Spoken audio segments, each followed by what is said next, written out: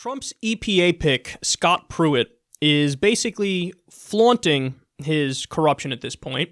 So The Intercept explains here, at least 15 companies with financial ties to Oklahoma Attorney General Scott Pruitt have faced hundreds of EPA enforcement actions.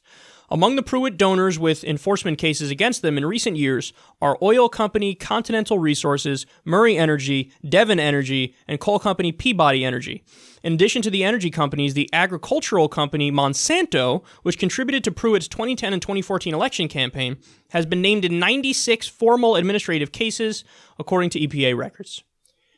All right, so this is just a clear case of, yet again, the oldest trick in the book. You appoint somebody to lead an agency who doesn't believe in the existence of that agency. So you have Rick Perry over at the Department of Energy. Rick Perry famously said in a debate on national TV, he wants to eliminate the Department of Energy. He doesn't believe in it, so you put him in charge of it. Classic move. The EPA is another one where the Republicans do this because they don't believe in environmental protection, because they believe in self-regulation. They believe that companies have a right to do what they want, and even if they're doing something that's negative or detrimental, well, you know, that's par for the course in a free marketplace, and that's not as big of a problem as government intrusion and the tyranny of the state telling you can't pollute that river. So, and now we know with Pruitt for the EPA, companies that were in direct violation of EPA rules and laws and doing things they shouldn't have been doing, and they're on the record as doing those things, these are the people who donated to Pruitt. Because now they know with Pruitt in charge, he would have done it anyway. So these guys are suckers for even doing the donations. But now they know, because he's an ideologue and because he's corrupt and we paid him off, he's never going to come and crack down on him, man. He's never going to come and crack down on him. So we're actively moving in the wrong direction. We can't even get Republicans to agree that basic marketplace regulation is a smart thing. The same time that this is going on, Trump is dismantling what remains of Dodd-Frank. Now, understand something.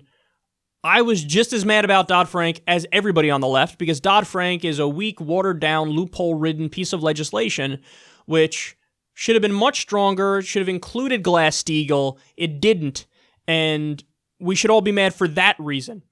But the answer isn't to just dismantle it further. The answer was to add on to it and make it stronger. But Trump is going in the wrong direction.